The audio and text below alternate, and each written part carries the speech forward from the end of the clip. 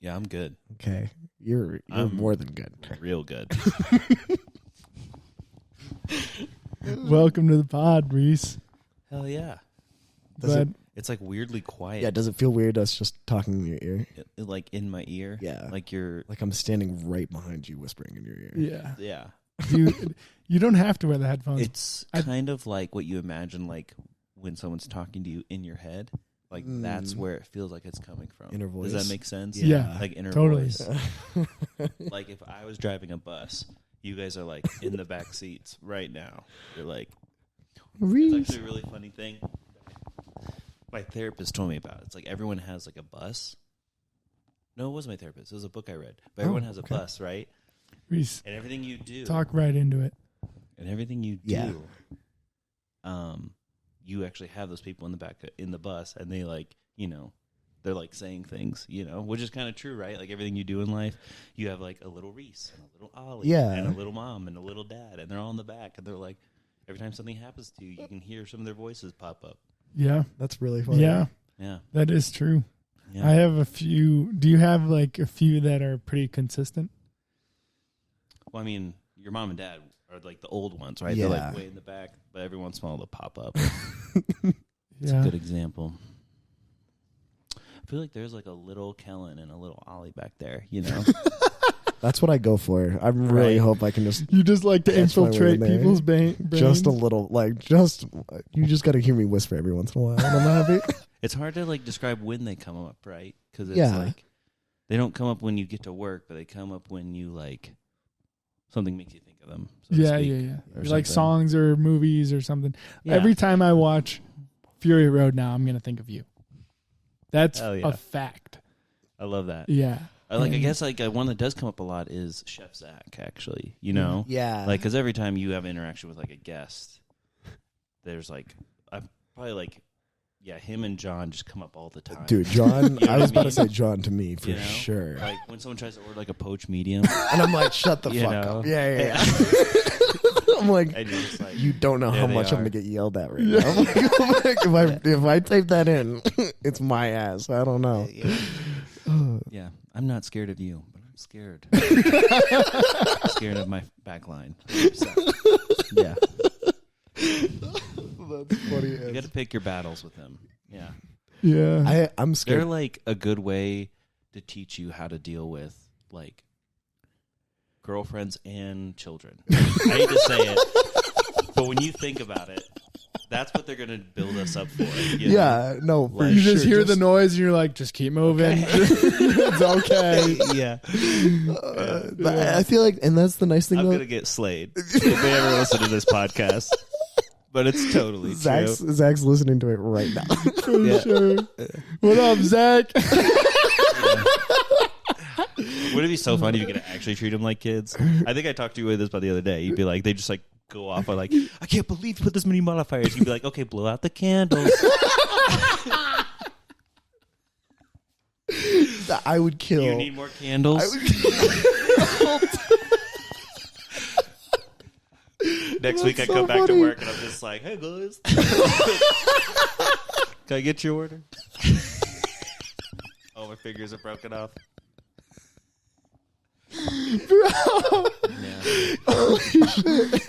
Yeah, that would happen. Yeah. Oh my god. Rhys, you are one of the funniest humans I've ever met in my life. I'm not funny at all. You know what I really like about this podcast right now? What's Three that? men sitting around talking, and there's a girl in the kitchen behind them. What up, Corn Dog? Jesus. Oh, that's funny as fuck, man. Well, Rhys, kind of going back to what we were talking about in the little blooper thing we did. You are one of the funniest people I know. And so is Ollie. Thanks. And so is John. And so is Zach. Like everyone, it seems at the restaurant has a pretty solid sense of humor. Yeah. And I think we all can agree that laughing every day is what gets us through the day for sure. Oh, yeah, 100%. Like, it's one of those things that you should almost, like, I don't want to say you should pay someone for it, but it's a soft skill that really generates a lot of value in a job. Like, Totally. and people don't do it for people don't ever like become funny because they think it's going to make them money. You know, Yeah. people like the people we work with, we do it for each other. It's a gift we give each other every day. Yeah. Yeah. So it's really special that we have so many, fucking goofballs at our job.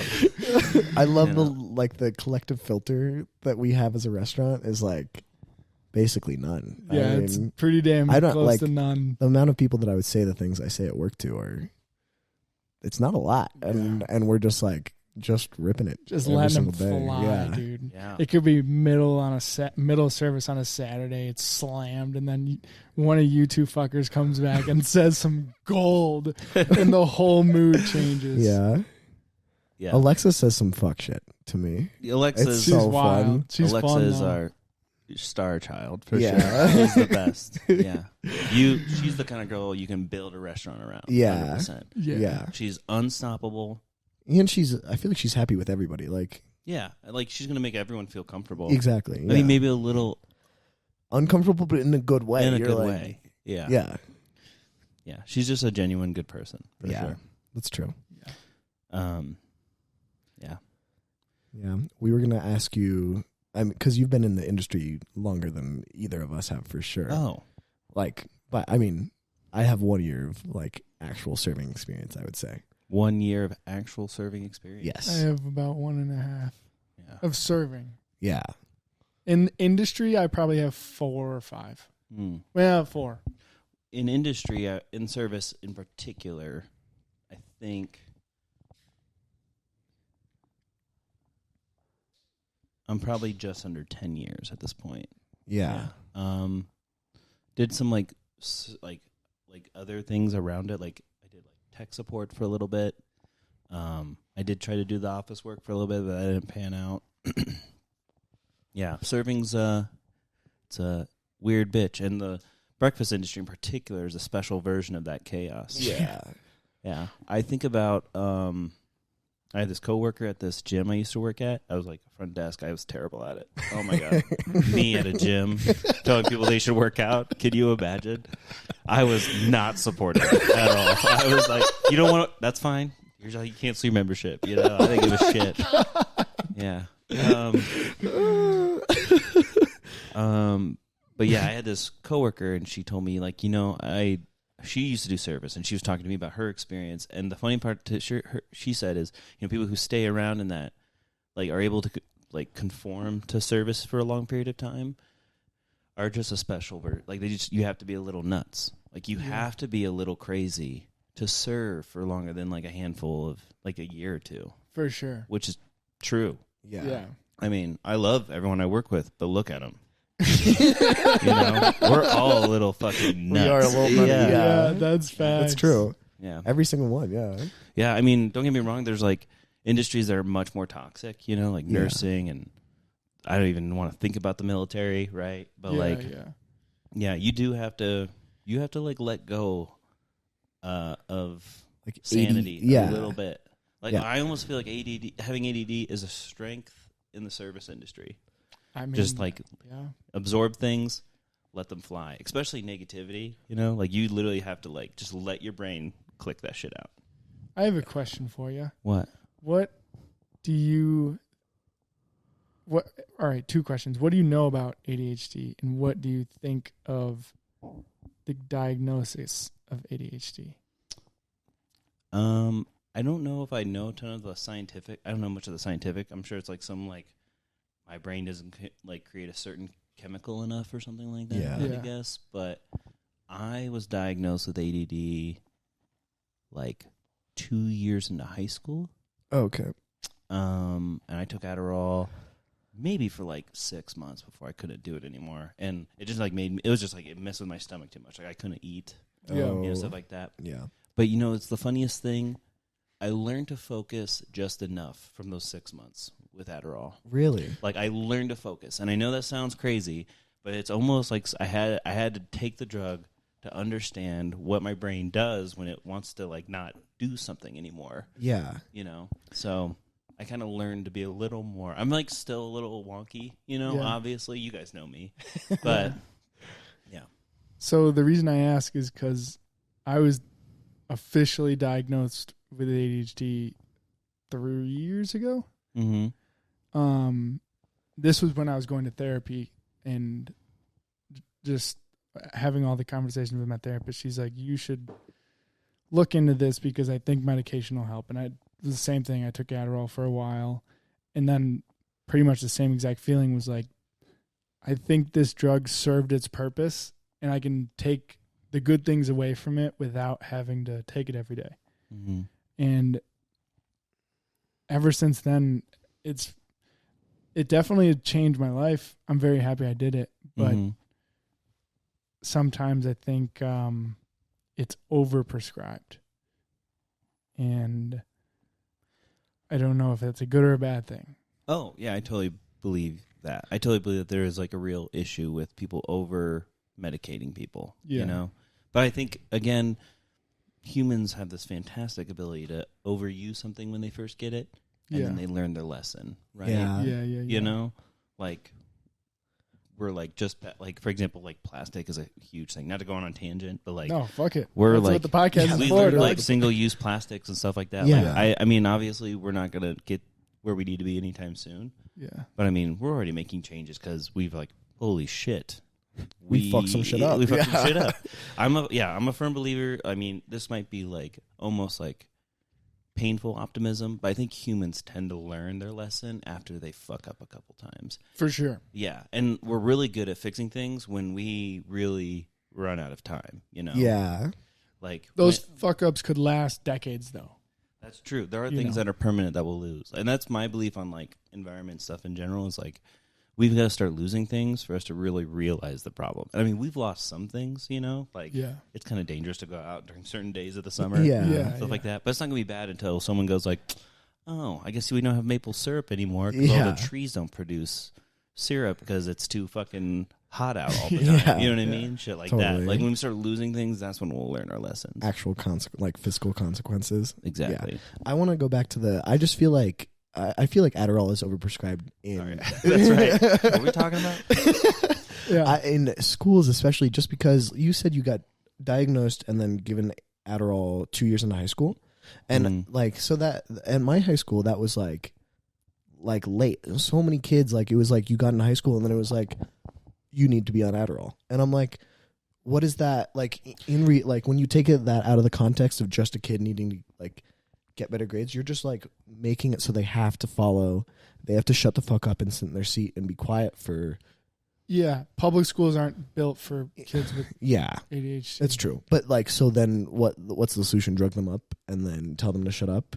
Yeah, no, it's not the solution at all. No, I know, but I'm just like that just feels like such a fucked up way. So like, I hope we're gonna learn, but we're making these little fucking kids learn our lesson for us. You know what I mean? Like, well, dude, I could go off on the public education system because that is it. It's just, and it's not the teacher's fault. No, it's like the fucking whoever's at the very, very top making these decisions. You know, there's someone very close to us that has a really strong opinion on this. She would totally have a great inside, you know, the world energy. Yeah, corn dog. But yeah, I think one of the things she's kind of described to me that I always forget about, but it's totally true.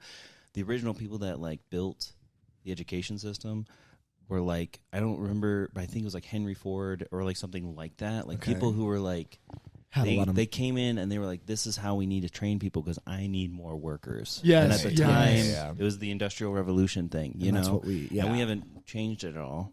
And like that's the problem is we're just engineering people for being like facility workers and working in factories and stuff like that. Not like, you know, what we need now, which is ingenuity, I guess, is the easiest way to put it. You know, people who have like, because like I've heard another thing about how like we're training kids for jobs that they haven't even invented yet. Like that's a pretty common problem now. Like we can't train people for jobs we don't know what they're going to have, and that's what we need to do is we need to create people that can adapt. Yeah. Right. Yeah. That's interesting. That's an interesting way to look at it. The only topics in high school that I didn't cheat on were English. Really? Just because I fucking loved English and I loved my English teachers. Every other class I cheated on. All my math classes, all my science classes, my French classes, I cheated literally on everything. history. There was not a class I did not cheat on and do my homework 10 minutes before class, and I still had like decent grades, Yeah. So just that fact of knowing like a kid could do that and come out with decent grades is crazy. And like my high school experience, like I really didn't care about school that much. Like I don't mind learning and I enjoy it, but I had like for the amount of work that I actually put in, I had way better grades. Yeah, it's crazy. And my teachers just like me. You know what I mean? I can talk to my teachers and like. Oh, I was the one sleeping. Oh yeah, I wouldn't do that. Tired. It's ironic that that's how you got better grades, and now you're going to go into political science. Isn't that fascinating? That is funny. Yeah. Like he knows how to manipulate the system, and now he's going to play in the big leagues. Isn't that kind of crazy? Oh, I was just dude, you would be a fire lawyer. I would Dude. want you to be my lawyer for sure. I used to do mock trial, and fuck, I could destroy those kids. Yeah. Dude, I would mop the fucking. No, it's just so That's easy to win hilarious. on it. I don't know. I think if you Yeah. actually have the facts of the case, it's fun to argue an argument. Yeah. English Corn Dog's an English teacher, isn't she? She is, yeah. English teachers are the best, dude. English teachers in general are the most like Fun. human, like yeah. they're the most down to earth. They treat their Yeah. students like humans before they treat them like students. Yeah, I would describe, for me, English was probably my hardest subject. For me, math and science were just like easy go-tos. In Yeah. fact, I think math and science are what kind of ruined me because I got away with not studying. Like all the way through high school, I got away with not doing anything.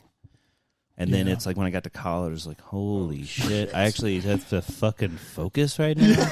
You know what I mean? Like, it's totally true. I just got away with that. Yeah. And, I don't know if do you guys do the ACT or the SATs? SAT. I did the SAT twice. What did you probably Okay. got something? What did you get? I think it's called ACT. Like, Yeah, we so did, So like, ACT is the it's math like and science 36. heavily based one. yes. Yes. Isn't it at like 34 And or 36? I remember, not to blow smoke up my own ass, but this will describe my personality to people really well. I feel like I did perfect on the math. I did really, really good on the science. I think I hit like 29. Yeah. And I was like 12 on English, which is like, maybe we should start over. Like, that's what that number is like, holy shit. We might send him back a couple years, have him go back and read some books. That's really funny. But yeah, that's funny. Like, for me, like, English was so hard because I just didn't understand what they were trying to get out of me. Like, I never understood the concept of retention. Like, to read a book and be like, what was the story of the hero's life? And I was like, I don't know. He did it. He did what he was supposed to do. And for me, it was like, I just didn't understand that I was supposed to understand he was struggling as a character. Like, I didn't see the struggle. Yeah. I saw him climb the hill. You know what I Yeah. mean? So things like that. And writing for me was like impossible. Because for Really? me, like, equations made sense. Like, there's an equal out. These things work. There's rules to them. There's English only one language, answer. Yeah, Yes. English language is man. pure creativity. You know what I mean? Like, Yeah. you can do whatever you want. It's so funny. That's the only thing that I excelled in. Yeah. Yeah. And I'm much more to your like English or like math and science. Like chemistry, probably the easiest science class I've ever taken. Yeah. Just because it's all math, and it's like, Never took him. yeah, okay, that. I was, Sorry, yeah. go ahead. No, I was just gonna say I took the bare minimum amount of science classes I needed to graduate, and Mm. it was like earth science and environmental science, Mm. and then I didn't do any. You know, Courtney to this day, she'll like read my resume or like see something I read for D&D, and it's crazy how many things she'll find that are just like spelling errors or like general function issues of like the sentences. Mm. Yeah. It is funny though that now one of my greatest passions is writing Yeah. for Dungeons and Dragons. Yeah, I know.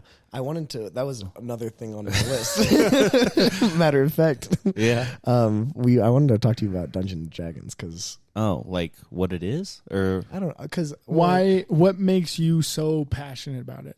Which actually, let me preface because there's a point, and I want to give you Okay. your flowers. he wants to blow smoke up your ass. There, Ooh. I think what I've realized in my 24 years of life is I love seeing people be passionate about something. Mm-hmm. So I and it doesn't matter what it is. If it could be like I don't think I'll ever get into Dungeons and Dragons like you do, but seeing how passionate you are about that makes me fulfilled, because I'm so passionate about so many other things. Yeah. You know, and yeah, it's just super cool to see someone who's as passionate as you are about it. When you talk about it, dude, I get chills. I appreciate that. I know you do. People who are passionate about things are like probably the true life of blood. You know what I mean? Yeah. Courtney, like my partner, she is absolutely inspiring because she does something that doesn't pay her well, constantly abuses her in terms of time and just physically. It's insane. Yeah. And then same thing with Zach. You know, he's a chef, and even though he drives me bonkers sometimes, he is a man of passion. Totally. Yeah. I think that's why me and him get along so well too. Same deal. Yeah. But yeah, I think, for me, like D&D is like, it's so terrifying and it's so silly because it's like, but at the same time, like you can put that pressure on yourself as a person. And like, for me, I always think like every day just before Wednesday, I'm like, man, 7 people are going to listen to me talk and I have to keep them entertained for 3 hours. And for me, it just like, it literally feels like my blood starts boiling and there's a bunch of like evil gods. Like it's like Mount Rushmore above me just going, you know, like, you're going to say those words? You fucking loser. Oh my God. They don't even know what a palisade is, you dumb bitch. You know, like those are the voices in my head, and it's so unnecessary. But it's that kind of pressure you put on yourself. Unfortunately, that creates like some of the greatest work, I think. Yeah, and like some pressure of makes diamonds. Yeah. And D&D is in particularly tough. It's because it's no matter how much you like write down and prepare and get ready, there is still a lot of improv, a lot of like working on the fly with it, which is fun and terrifying for sure. For those the people that don't know what D&D is, give the spark notes. Like, okay. Yeah, I also want to. Yeah, Dungeons and Dragons. Yeah, it's basically. Can I say something you told me? Yeah. The name doesn't really have anything to do with it. Have any? Yeah. Like it's almost like a. Yeah, it's mostly just distracts from the point of it. Actually, in reality, Dungeons and Dragons is a role-playing experience, and that's like very general. It doesn't really give you what it kind of looks like. Dungeons and Dragons basically is the idea that one person will either create or follow a story, and that person is the dungeon master, and then there's other people. These are the players. They interact with the story in such a way, and their goal is to obviously just have fun in whatever way that story can provide that experience. And, fun can be kind of like misleading. Some of the greatest moments I've ever seen in Dungeons & Dragons are actually moments of like sadness or like fear, But really it's a guy who creates this like general idea for a story, and then everyone else tries to like follow and interact with it in some way. And that can take place in any kind of world, which I think is what people kind of get hooked on, is like the idea that like there has to be dungeons and there has to be dragons. I've heard about people who play like in a Star Wars setting. Like, wow. There's people out there who like to do like more futuristic stuff, like steampunk or like stuff like that. And there's also people who like to do very like low fantasy, which is like Game of Thrones, where like there's magic, but it's like no one ever sees it. It's like a big deal when it happens. Right. Yeah. That's cool. And then, also, like, I feel like to the chance part, there's like dice, correct? Yeah. So think of the dice as almost like a way to ground the game with rules. Because you can create the story, and then every time you guys do something, you fucking crush it. Like, what's the point of that? The dice help us create rules to the world on top of this like story we're telling. So even though like, you have this like guy who's like for example, you have a master thief of some kind. Like someone in your group is like never ever like not been able to pick a lock, but one time he does. That creates the story of like him like that can create a story on its own, right? Like all of a sudden you're losing your ability, you're getting older or some weird shit like that. Like that's the value of the dice. is it forces you to deal with both loss on top of gain. What was the worst? What was like a dice roll that you had where you were just so upset or pissed, or you were just feeling a very, very heightened emotion, and you remember the specific dice?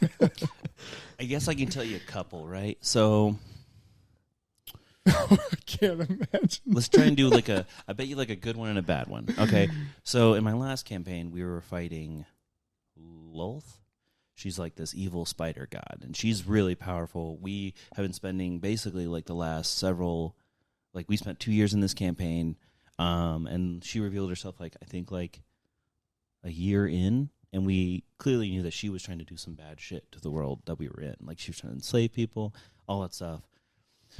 We finally find her in her spot. We have her captured in in this area, and we're gonna fight her like mano a mano. My character, Thidwig Greatmane.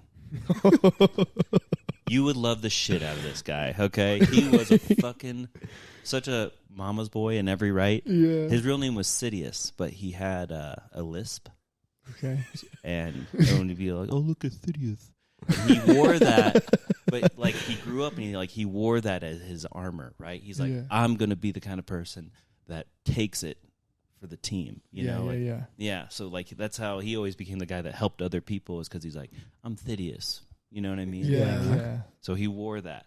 Anyways, we finally get this Lolth trapped, and in my first round of combat, I basically going to hit her with a divine smite, which is basically he charges his hammer with the power of the god he worships, and basically as he approaches, I always picture it as like a shimmering of light touches his hammer as it slides past, and I fucking crit. The dice rolled 20, a 1 in 20 chance, which means my first round of combat, I absolutely struck her so fucking hard. This dark, evil little bitch felt the wrath of my god of light. Pelor himself slammed her. That's amazing. Yeah, you bet your ass I have a photo of those dice, too. It's on my fucking phone. I'll post it when this episode drops. I will fucking post it. Oh, yeah. Hell yeah. But that was one of my greatest moments, and the dice decided how much is left Thidwig's on the fate.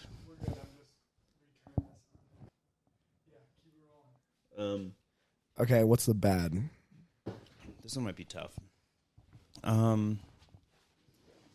One time, I had this character named a wizard. His name was Q. His actual name was Quistel, but everyone called him Q. Okay. He was. You he was told my me. first wizard. Yeah, he was my first wizard, and we were pretty young. And a notorious thing about D&D is the early levels. Your characters are kind of like glass cannons.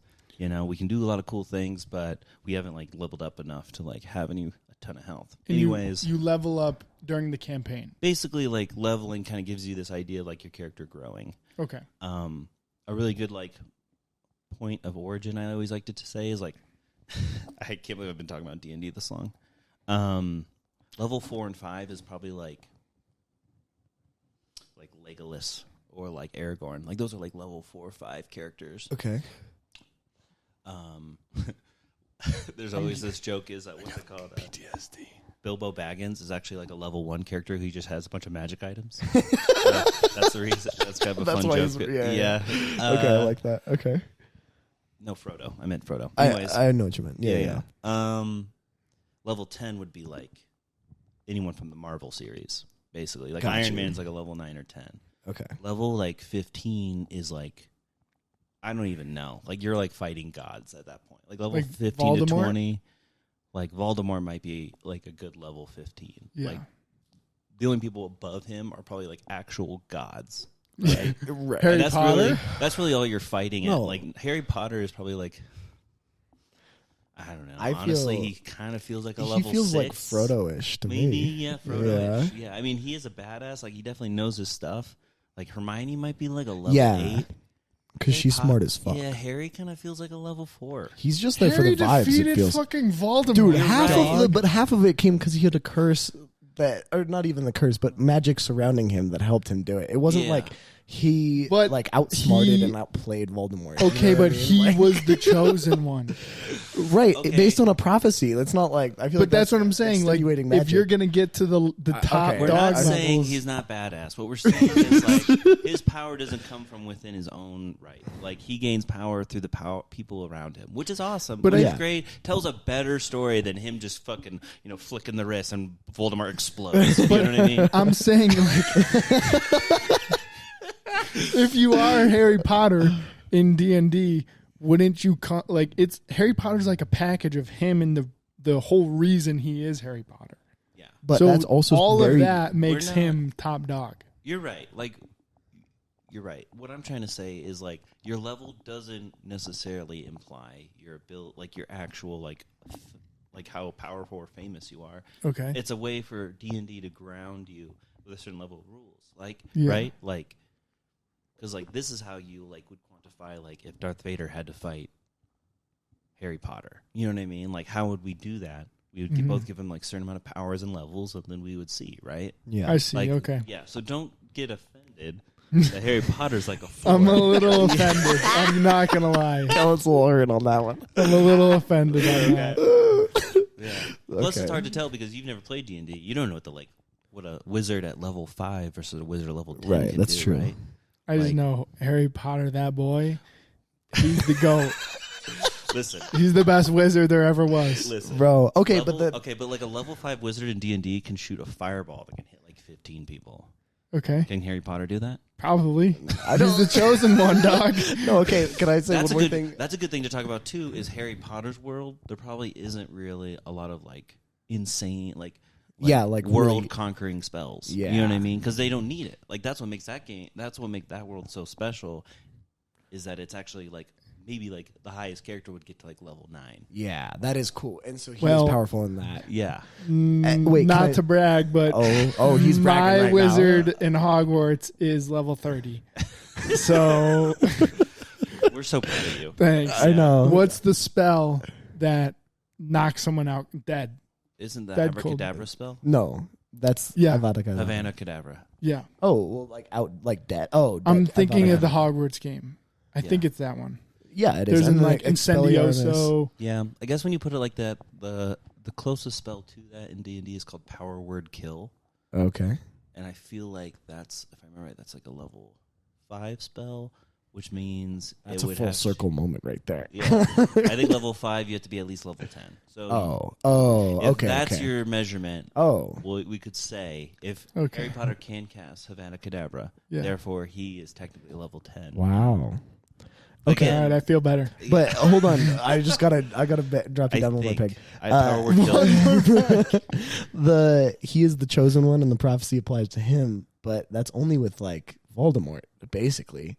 Like that works Nah. in that universe at that time in that place. You like, put him in fucking Marvel, and he's wiping the floor. With you put him in everybody. Marvel, and Hulk's gonna Actually, no, I was gonna say Doctor Strange. He's got to be up there. Yeah, I would say Doctor Strange. that Doctor dude's Strange. crazy. Pretty fucking crazy, for sure. Yeah. That dude. It's hard to even imagine how to measure what he can do. Yeah. Yeah. But again, how powerful is he without the time stone? That's a good. But he doesn't. I feel like he I tries thought he not to gave use it a away lot. the time stone. I think he does. Well, but what he I'm gives trying it to get at is like, if we're trying to like, Just why the- are we at this spot? Right I'm now? not sure, man. I don't know. We got it. Whatever. This should be the bloopers. This is ridiculous. Oh, this is awesome. I'm gonna look at It's my- hard to measure. Like, it'd be fun to measure like where. I bet you someone's done this on the internet. First off, First of all, First there's off, some brother. guy out there. First Our off, hero, brother. he's out there, and he's right now deconstructing these characters, putting them in D&D. But it's hard to tell what his abilities really are because we never really get to. I don't think we ever see him at his like all time, like what he can do at the like max level. Gotcha. Like, because like Oh. on top of that, his magic is so strange. Like hence the name, I guess. But Whoa. yeah. Question for you: Hmm. Could I be Shaggy in D&D? Oh yeah. Also, I mean, I don't know what his abilities really are. I mean, Yeah. he can eat a lot of sandwiches. Smoke a lot of weed. He never officially smokes weed. Ironically, one of the guys I'm currently dungeon mastering for, he is playing this guy called Token McGrath. Token and McGrath. he is like an ongoing stoner in the group, and he's That's very funny. awesome. It's the first time I've played with this guy. Actually, he's a comedian. He's a comedian. Okay. Yeah, he's got that like dad energy a little bit in a good way. That's funny. Awesome. Yeah, Okay. but that's the thing about D&D too is like people come from like all over the world. Yeah. Like everyone in the world, I think, would benefit from some experience like that because you'd be amazed at how much you learn about yourself when you have to pretend to be someone else. That's really interesting. So acting in a way. I mean, it's not even really. You don't even have to act. You just have to. You just think about what this character would do, and that's the fun part about it. Is like, Would that be? Could you tie that into just having an empathetic trait about you, because you can feel the emotions of someone else? But yeah, I think that is kind of the idea, or at least what you're doing is Yeah. interesting. I would agree then, because I think everyone would benefit from having more empathy. Mm. Yeah. Do you want to know what else we were going to talk to you about? What? I want to tell you now. What's up? Well, you just briefly mentioned your stint into the office life and then IT world. And that was the other thing that me and Kellen do not know that much about. And so we wanted to hear more about that. Okay. What it was like. I don't know. Okay. Kellen? Yeah. All right. Rhys. I'm going.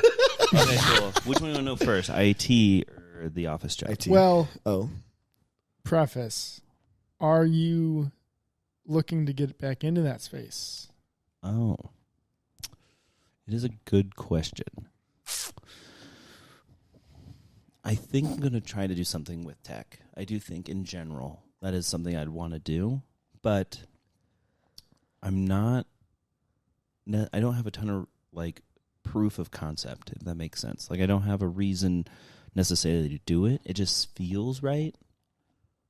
But it's hard to tell. I think what I'm starting to learn about myself is I can't keep doing the same thing for too long, no matter what it is. I don't think I'm going to ever enjoy something forever. I'm the same way. Yeah, I think our generation is learning this idea of you're either passionate about something or you're always going to have to try and learn something new to enjoy yourself, to keep that passion rolling, right? Yeah. I love video games, but I hate video games, they both destroy me and build me up in such a beautiful way. Yeah. And learning to moderate that is tough, but more what I mean to say is there are some clear talents I have, some skills. I don't know if I necessarily want to lean on them all the time. I do think I'm a people person. Yeah. I've developed that over time. And I do think I know more about technology than the average mofo. I would say so. Yeah. Yeah. Yeah. So I do think maybe that's something I should Yeah. follow. Yeah. But it's hard. At the same time, if someone came up to me and I need someone who can help me coach ice skating, I'd be like, that sounds terrible. And they're like, well, it pays this much. I'm like, sounds awesome. You know what I mean? I'm pretty open-minded, and I feel like my personality is pretty adaptable. Gotcha. Okay. Really, the only thing I think I couldn't do is if I was doing one of those jobs where you're by yourself for an extended amount of time. And was that what the office job was like? No, so I was doing tech recruiting. Oh. And what I hated about that was just probably the salesmanship part of it. I have a lot of beliefs about working and being passionate about what you do and all that stuff, and that doesn't correlate well with recruiting. Recruiting is almost this game of coercing people into thinking a job sounds good. Yeah, that's what it did to me. Right. And fuck that. Signing, time is the most precious thing we have, and this job basically asks you to trick people into wasting theirs. I mean, sure, there is some justification. Maybe this job really is good for them, stuff like that. But, if they don't like it, if it doesn't immediately click with them, I'm not going to force it down their throats, you know? Yeah. It just felt evil. That's sales, hurt dude. My soul. Bro, that is literally sales in a nutshell. Yeah. There is, I don't want to. There's some good salesmen. Yeah. But they are fucked in the head. They're kind of soulless. Yeah, bit, I would say so. They And just don't give a fuck. It sucks. Those are the people that do get those jobs, and Yeah. they just like kind of shut themselves off to that part. Yeah. And like even the salesmanship part of our job, you know, as a server, there's some salesmanship to it. Totally. And I don't exactly feel proud I know, of all the things I do and say to my tables. I was literally to get them to order a bottle of champagne, order another animal style hash brown. I'm like, you want to be fatter? You want to have some diabetes in 10 years? I got you, homie. Like that's what goes through my head every time I'm on the stage. I'm the same way, man. Yeah. I'm the same way. And you It said, does. sorry. Don't get me wrong, it's fun when people are like that already, like when they want to come and hang out, party. Yeah. But I think people should just be like left alone to make their decisions. And I then agree. I should be there to inform them, you know, like what's in the matcha, you know, like, like not be like, hey, you got to get our fucking matcha, you know? Sorry, I keep dominating this thing. No, That's the point. Yeah, you're the guest. guest, dog. Okay. So there's this girl that worked at the restaurant I used to work at, and she would fully like come up to a table and dominate the conversation. It was like that was the experience, and like she would make good tips. Like it worked well for her, but I was training with her, and I was like, I can't talk for that long. Like I don't know what the fuck. But then they like the amount of modifiers and the amount of upsells. It was like insane. Like.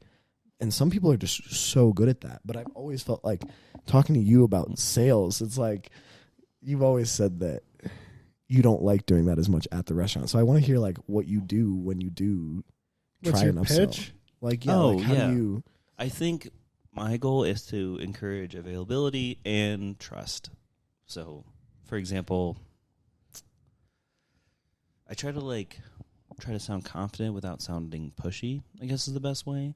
So I'll say things like if it's for example, like a 4 top or bigger of like people and they're kind of like talking, I like get the drinks going right away. And the first person kind of like helps me judge what they're on. You know what I mean? Or they're like, they want like a mimosa. I'm like, oh shit. Okay, let's fucking go. Yeah. You know? Or if it's like middle of a Tuesday, I don't really even say alcohol because I'm like, these people probably have jobs. Probably. So you're like, you want any caffeine? I always try to goof around it, but like, can I get you guys any lattes, stuff like that? And then that kind of like gets that going anyways. And then if they go like, well, what's good here? And then I'll be like, well, we have these like hash browns. And I don't usually like to be pushy, and I'll say those exact words. Yeah. But if you're kind of like being indulgent today, I think you'd really like to have this as like a treat behind that. Yeah, stuff like that. And it's like that level of honesty that helps. And then once they like, you know, the appetizers come out and like, oh my God, Rhys isn't a douche. You know what I mean? Yeah. He's not forcing some crap down Establish. my throat. And I can Okay. kind of like, you know, talk about through the other food and be like, well, we trust you, we'll do this. You know, stuff like that. Yeah. I told Ollie probably a week or two ago, Fox and the Hen is an interesting restaurant in the way that you can really sell the experience and not sell the food as much. Like you're selling the food within the experience, but I told him if it's a group like a bachelorette party or something, you could your opening line could be like, are you guys just here for brunch or do you want to have the full Fox and the Hen experience? Yeah. Because then they say I want the experience. Yeah. Bottomless That's exactly what they mimosa. say. They say that shit. Those bachelorette girls. Dude, the funniest shit. Uncanny. How on point that was. I was on point as fuck. It's funny Anyways. as fuck when we got that wall with the neon light. I've seen so many people take pictures in front of that. It is a dope wall. Yeah. You know what I'm talking about? 32 and 31. Yeah. You know the surprising thing about me is I don't really like restaurants. You've told me this. That You doesn't don't like shock me. being served. I don't like being served. Yeah. Yeah. I feel like there's a lot of ass waiters out there too. Yeah. That is kind of what it's kind of created for me. It's like every time I'm there, I'm almost like judging them on a way that I don't mean to. I'm going to tip them 20, probably 30%, no matter what. 100%. Yeah, same. You know? But at the same time, yeah. Yeah. It just feels kind of silly. And I mean, there are some experiences that now I'm getting older, I'm starting to appreciate. Like I wasn't a big drinker, but now I'm like gravitating towards the whole, like, we should get some drinks after work with my coworkers. You know what I mean? Like that's kind of a fun little blast. Yeah. Um, yeah, like going into restaurants for what they are is just like not usually. And that's the thing too.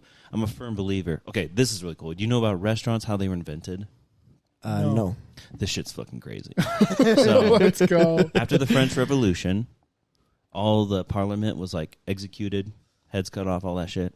Okay. I'm pretty sure this is accurate. Don't at me. At him.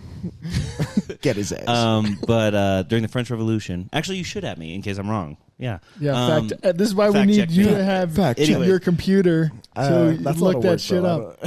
No, that's your. This is what we need, dude. We need a computer. Is that an action item? But anyways, yeah. Not right now. No, okay, no. that's what I was asking. Oh, Okay, okay. continue. okay, French Revolution, Yes. Parliament, everyone beheads them, all that shit, right? Yes. Like there's no more rich, famous people in France. So all these head chefs of these guys have nowhere to go. So they invent this idea of like, come to my store and be a king for a day. So they create this whole like, come in, you can get served, you get fed food like a king. Whoa. And that's how restaurants started. That's Damn. crazy. And it's very different to what we see these days, right? Yeah. But it is kind of, you can kind of see its relation a little bit. And the funny part about that is, what you should hear from that, I guess, from that story is restaurants are going to be what we want them to be. So that's the reason I don't really go to a lot of restaurants, because they're just not the experience I'm looking for. Yeah. You know, I kind of like the idea of, going to a restaurant, talking to like the actual cook I'm about to get the food from or something. Yeah. And, ordering it, eating it, and then heading out. And I think there's too much like focus on being different or special. And like, I think the real thing is we should make it affordable. Like people should, in my opinion, I feel like as the world gets bigger and people get more specialized, everyone should just be helping each other get the things they want, like, and bringing down the whole, like, I kiss your ass, you kiss mine thing. And just being like, hey, like, Zach's a great chef. He has a little like spot downtown. I'm going to go in there, grab a burger, say hi, walk out. Yeah. Same thing with everything. Like, why do we have all this, like, red tape? I guess what I'm trying to say is, even though I am a server, I don't like them. Yeah. I know what you mean. Yeah. I think there's something there that, like, once we can get past that whole, like, kissing each other's ass and just being like, I just came here for a fucking burger. Yeah. Have Yeah. you heard of the restaurants where they deliberately make fun of you and Yes, they're just I've been to fucking one. assholes? Oh, I Dicks. want to go so It's called bad. Dicks. Yeah. It's so awkward. Oh, Oh my god. I Are they mean, bad maybe I at was it? too young to appreciate it. Yeah. No, I mean, like, I think the issue is I went with my family. yeah, that would put a damper on. You know? on I my think fun if for we sure. went, it would be fucking hilarious. Yeah. But can you give it back? Yeah. I'm pretty sure you can give it back, but they're gonna come at you. Yeah, even like 10 times harder. Yeah. Yeah. I know that there's one at Mall of America. That's the one I went to. Okay. In Indianapolis. Indianapolis. Indianapolis. Yeah. Indianapolis. Why does that word sound funny all of a sudden? It's I don't know. because It's I'm 'cause of the whispering. mic. I'm Accent. whispering behind you right now. Indianapolis. I No, fucked you it up said it. still. Can you do, before I forget, can you do the No, we're doing that at the end. fine? All right. Never mind. Continue. Awkward. What do we even talk about? We're talking about restaurants. We were talking Yeah. about Oh yeah, how and- they're invented. What Yeah, was before that? Dicks. Dicks. Dicks. What happened before? What happened before I went on the French Revolution thing? We were talking IT about. stuff. Well, yeah. Oh yeah. That was a long time ago. But yeah, I would be down to try it. Honestly, I'm kind of just down for whatever falls in front of me. I think a pool hall would be fun. Yeah, but I do need to do something a little more like pool hall would be fun, Yeah. but a little like I just think I need to do something that like requires me to think a little more. Serving used to be kind of that way because You're talking about jobs. Yeah. yeah, Okay, my next question. I agree. yeah. You said you were something about game design, correct? I am Would you like consider like that? yeah, I would probably do that, and I think that's something that I would probably enjoy. It kind of goes against one of my values of like. So I went. So when I I was was a just kid, about to say, I was about to come at you. yeah. I tell him about this where like some of the things that I've become passionate about, I've tried to like bring them into work and it kind of ruined it for me. Totally. Perfect example is I used to love movies. I still kind of do. I do kind of enjoy them now that I've kind of like gotten it out of my system. But I worked at a movie theater. Oh my God, that shit ruined him. I was like, I hated movies. Oh my God, I just hated the place, and then it ruined the whole experience. Yeah. The only real benefit of that job is like 2 years later, the guy at the front still remembered me, so I got free tickets for like way too long. Nice. That was the only benefit. Nice. Yeah. But yeah, Other so than that, yeah. I told Kellen this. I kind of like feel like be careful about monetizing the things you're passionate about, because it may ruin that thing for you. Right. And there's this really cool guy that talks about this exact phenomenon where he says, don't always do things that you're passionate about. Do things that you have a talent for. Tattooing, that happened to me with tattooing. Really? Yeah, when I started tattooing and like my friends would pay me, I was very appreciative because it did support me. Mm-hmm. But there was this feeling of like, I don't want to be doing this for money. Yeah. Like I would rather learn the skill and give tattoos to my friends without there being any money involved. Just 100%. because to me, that makes, first of all, the tattoo way cooler because there's no transaction. Mm-hmm.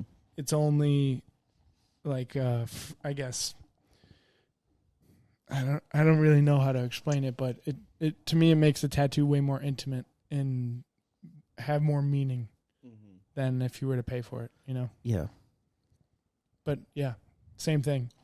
Monetizing something you're super passionate about is a slippery slope. Mm-hmm. Yeah. Yeah.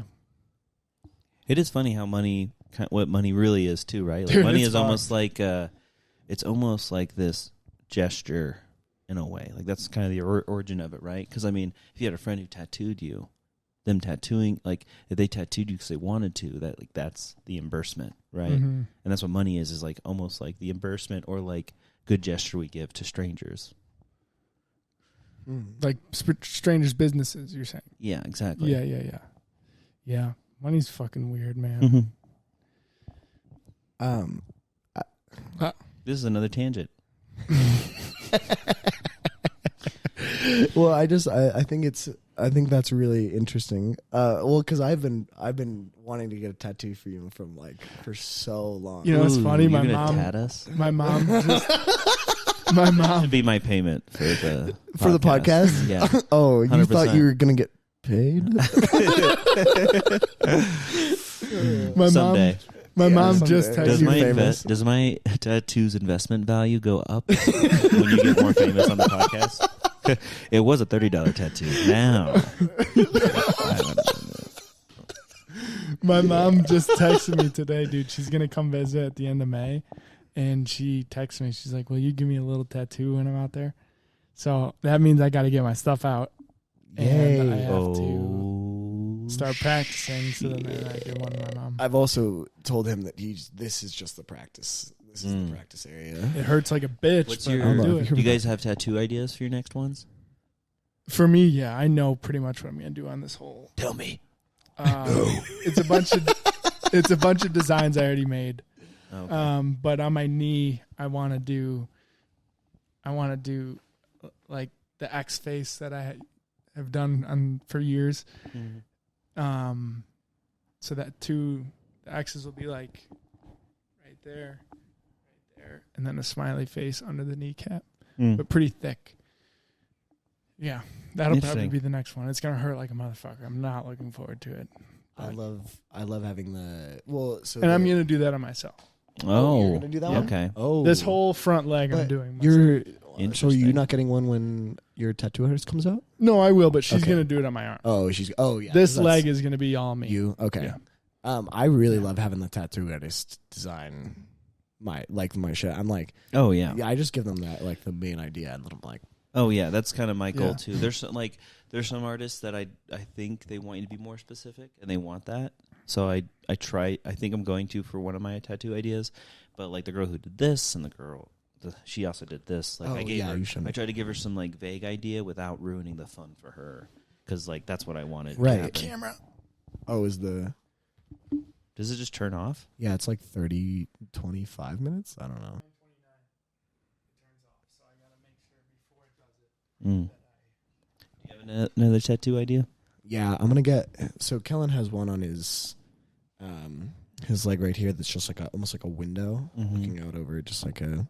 It's there's a song on Spotify called Mariella, and that's like the cover art. Okay. To it. Okay. Yeah. So I want to do something like that. I want to almost be like a window. I'm not 100% on that. Don't quote me on that. But If you did that on there, you would want to make it round, not square. I want to do a round window. Yeah. Like those like little lattice at the top type windows. Yes. Those type of thing. I'm not 100% set on it. My tattoo artist is pretty good at like realism, so I want to do something that like can incorporate more of that. Do you want that style for your whole sleeve? I want to do this sleeve, this kind of thing. Just because I want to do a cohesive sleeve at some point. Yeah. So if I do just a couple big pieces to start, I feel like it'll flow together well. But when you say cohesive, do you mean like full, not patchwork like this? No, you want full coverage. I want closer to full coverage. Yes. Gotcha. Okay. At least on this arm, and I don't feel like. Some people have like really intense full coverage. Yeah. I want like more spaced out coverage, I think. Gotcha. Yeah. And then my legs can be patchwork because I can just wear pants if I don't want anybody to see that when I'm fucking 50. Dude, tattoos, I don't understand why people don't like tattoos. No, and I agree with especially the older generations. I mean, it kind of makes sense, like there's not like some people just don't feel the value. You should think of people who get tattoos as people that feel incomplete, right? Like it's the same, in my opinion, the whole tattoo thing is extremely similar to the whole like, okay, holy shit, if I offend someone, take this down. But well, hold on. So like, you know how like the best way I've had a conversation with a lot of like transsexuals. Yeah. And the best way they can describe it is like I've always felt incomplete. Like I've always felt like I was a car and I was given the wrong parts when I left the manufacturer or whatever. Yeah. And I feel like tattoos are almost the same way. That's what my tattoos feel like. I feel like the tattoos I have are me putting the last pieces on my person, like the final details that are me. Okay, that's it. I can see. Yeah, I really like that actually. I would say my tattoos are just an extension of what's going on in my head. A way to describe things. It's a story, I guess. Interesting. But I had this realization today while we were at dinner. Hear me out. Yeah. I'm listening. You know this. Oh, I just told you I'm not this. listening. Tattooed girls. Oh, okay. Yeah, they're ugly. Whoa! I'm just kidding. That, God damn. We all know what you're going to say, tattoo girls. Those are fighting and then all of words us are just getting like a half chub on the podcast right now. No. Okay, so if you're in a relationship with a girl that's heavily tattooed, and I don't know this because I've never been in a relationship with one. A doodle pad. Go on. That's a regular thing, okay? Don't laugh at me like you're the only two people that haven't heard. You've never heard fuck a doodle pad. No, you guys are such liars. You guys need to get out more. You read too much. I don't know what you're doing, but you need to fucking do less. Listen. What? Listen. So tattoo girls, if you're in a relationship with one, or I guess the relationship part doesn't really matter, but you basically knock off all the frat bros, all the fucking finance bros. Like, they are not attracted to a heavily tattooed woman. Seems like some generalizations. For sure. But think about it. Like, the stereotypical finance bro. He's not going to a bar, picking up the girl that's tatted head to toe and bringing him back to mom and dad. You know what I'm saying? Mm-hmm. And I just thought that was super interesting because we just saw a fucking gorgeous girl who was like... He came in his pants a little bit, I think. Neck... Yeah, a little sploosh. Neck down, dude. A little white on that black. She was fully tatted. Okay. And then I was thinking, like, how many guys do you think would either find that attractive or take it one step further, want to be with someone like that? I see what you're saying. There is like a certain group of men that are and are not attracted to tattoos. Yeah. Yes. Um, And same with girls too, because I know there's probably plenty of girls that aren't attracted to my tattoos, and they wouldn't feel comfortable bringing me back to their parents, Yeah. So it's just the same thing flip. But I just had that realization because we saw this beautiful girl, and she was like literally neck down, fully tatted. Yeah, I really don't know how to say that. Yeah, I don't know. Was there a question? I guess in I there? don't understand the point of the conversation. Yeah, agreed. I was. Or are we just saying that we all like tattooed? I think that's what he's trying to get. We're at. all in one pool. No. I think my point was being that if you're into tattooed girls, you basically are in less competition with men, because there's less men that like tattooed girls than men that like girls without tattoos, because there's way more of them than there are tattooed girls. Does that make sense? I guess. Okay. You're attracted to both, right? I don't think I care. Yeah. Okay.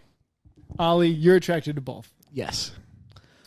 Right. So let's say the girl without tattoos. Now you're in competition with way more people. I see what you're saying. There's two pools. There's of a women. dating pool. Yes. Yeah. And so you're going to be, and us being attracted to both increases something. We have less competition with the girl that is fully tattooed versus the girl that is not tattooed. I understand that part. I just don't understand what you want. Fuck you, dude. Fuck you. I think a better way to put it, but this is interesting, right? Yes. Because clearly he has a different picture of how dating goes. This is what he's getting at, right? He's looking at this as like almost like an availability thing. Whereas like for us, I don't think we really think of like how many women am I attracted to? I think well, for me, for example. That's not what I was getting at. Oh, okay. No. I'm really lost. No, we're going. Yeah, I have no idea. Roll. That's fine. Keep Yeah, going. roll it. I want to hear what you have to say. I'm so invested. We do have a different view of dating. Okay. So, For sure. right. Which we can. Yeah, and I think like I don't know where you guys sit on this, but I'm a fairly decent looking guy, I would like to think. You right? are. You're pretty fucking hot, Rhys. Yeah, thank you, baby. But no, there is this like group of men. I hate to be this guy right now and call this shit out, but this is fun. There's some guys up there, and they're in like that like top 10% guy. I heard this guy talk about this, where there's, for example, on Tinder, there are like 10% of the men get 90% of the attention, right? And I think I'm a pretty good looking guy. I am not the top 10%. Like I know that, I'm fine with that. I've lived with that. Right. It's made me who I am, and I'm happy with who I am. Yeah. That being said, it is absolutely terrifying to think that there are like 1 out of 10 men are getting 90% of the attention. Yeah. Right? And I mean, that can't be good for either party, right? Right. No. Like, if one guy gets 9 of the girls to like him, like, that guy's not going to be a well-behaved gentleman. You know, like, that's not going to be a husband material. Right. You know? And then the other 9 guys are fucking sitting on the sidelines. Waiting for it. Yeah. Yeah. And I just think that's interesting. You know? I've also heard this, too, and I'm going to get... I'm so going to ready. piss people off. Okay, hell yeah. I watched this like study, and I can't really remember where I saw it from, but it's something along the lines of like women have a much more like they're like, if you had like a 1 to 10 number for every guy, like their numbers are like much more skewed than like men's are. Like men tend to shop in their points, within their point range, right? Like men tend to go between, like if you're a 6, you tend to go like 8 to 4. Yeah. Right? Okay. Women, if they're like a 6, they go 7 to 9 or something like that. Right. That's like, very interesting. Please don't get mad at me for saying that. But Dude. that's just like a study somewhere I read about like how it's like for women and for men. Damn. Interesting. Isn't that kind of crazy? Yeah. And it's probably not a bad thing. Like I think that's good. Like you should try to find what you can out there. And honestly, I'm sure girls get so much attention that they can kind of like shop a little. Yeah. It'll be a little more picky and choosy. And which makes sense because, I mean, you just said how, what was the statistic? The top 1% of the, or top 10% of the guys get 90% of the attention. Yeah. So that makes so much sense. every single girl is going to go for it. Yeah. Yeah, and I've actually heard this issue too, where like dating apps have like this terrible effect on men's like dating experience, and they're just interesting. Yeah, it's very defeating for a lot of them. So, that's crazy. Yeah, interesting. Yeah, Yeah. It's basically a catastrophe. The whole dating app phenomenon. Yeah. Which makes sense. I mean, the actual connections I feel like I've made on a dating app are like, there's like 2 girls that I've been few and far between. That have been like, oh, you're actually cool. I could see myself hanging out with you on a real level. Yeah. So I don't know. There was this guy, I forget his name, but he used dating apps in a very strategic way, where he would just go on a date with everybody, and his mission was basically like, I'm just going to find the one that I'm most compatible with. Yeah. And fucking he did, and he married her. But he went on like 100 dates in the span of like, a year or 2. Damn. Yeah. That's a lot. That's a lot of commitment right there. Yeah, but he was committed to the idea of like, fuck it. Yeah. Some of these are going to be bad. Some of them are going to be good. And then hopefully maybe there will be one that was great. Yeah. And I can appreciate that level of passion. I think the issue I have too is I don't know if I care enough about meeting the one to put that much effort in. I have enough shit to do. Right. But seriously, that's impressive. Dude, honestly, be like, I'm gonna find her in a year. You know what I mean? Yeah. I love that energy. I wish I was that passionate about literally anything. Yeah. Totally. Yeah. Right, I think it wasn't it was more his idea of, okay, if I go on 100 dates with 100 different women, there's a chance all of them strike out. But if you go on 100, there's a better chance you're going to find the great one than if you go on 10. Right. Yeah. It is a numbers game. Yeah, for sure. Yeah. Totally. You go, if I walk out that door right now and I just start asking women out, it's inevitable, right? Yeah, I will get one. Yeah.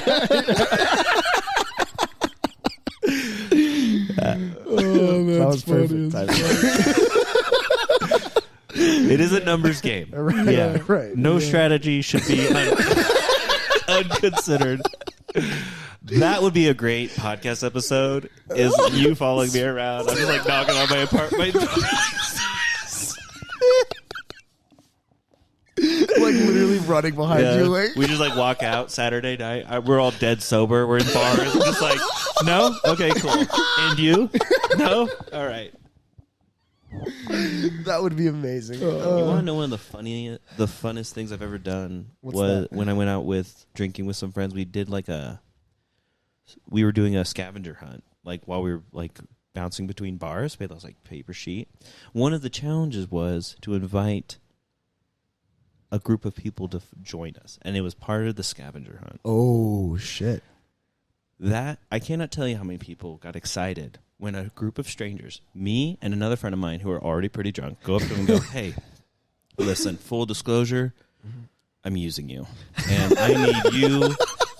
It'd be really awesome if you joined us to go to the next bar we're going to." And I cannot tell you how many people were like, "Fuck yes, where are you going?" And we're like, "The next arcade bar, let's go." I had like 10 people I just met that night. That's following me crazy. around to bars. That was a fucking blast. Yeah. I met some people too. I met a head chef at a restaurant over like on the other side of town. I met a guy who just started his own business. I met a girl who just moved here a week ago. Like it was crazy. Like from another country. It was so fucking fun. Damn. I might Shit. honestly That's makes me insane. want to like lie to people and be like, "I'm doing a scavenger hunt. Take your clothes off." And the numbers game that shit. Numbers. It's a motherfucker numbers game. Oh fuck! Rhys, what does that time say? 1 hour and 26 minutes. Word. I think Courtney is starving. Yeah, we gotta Okay, wrap this yeah, shit. let's wrap it up. All right, to Ender, we gotta. Yeah, you gotta do the You have Scooby. to show us how to fucking do that Scooby Doo. I'm not even that good. Dude, No, I you're just the can't best. I Oh my can't do gosh. Shaggy. You need to invite Mitch, my best friend. Is Yeah. he crazy at it? He's fucking nuts with Okay. impersonations. Yeah. Courtney, also, you have to make her do a Batman impression. No way. It's so good. Oh my god, it'll make you cry. It'll make you cry. And the best part is she just like scrunch her face up in a way that just you'll love it. Do you know the lines? Oh my. Oh, he knows the You lines. want me to do the? We want the The whole rest We're of gonna thing. the- steal from the comic thing. We are Yeah. 100. We already stole, so we're just making you. Oh, You're an okay. accomplice now. Yeah. This Come gonna on. be this gonna be my worst one. You, Oh, you for know sure. it right now. Yeah. Okay. I don't even remember it now. I don't. Do you know the first line?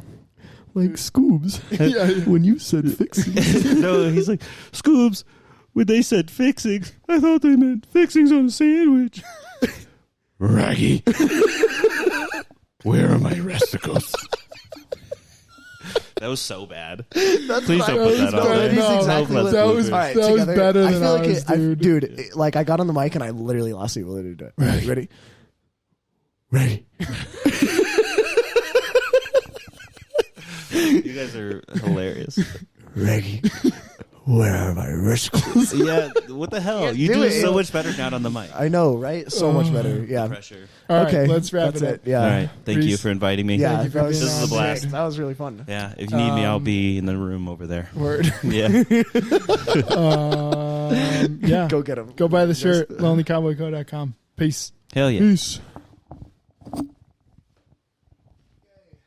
will hit the buttons. That was fun.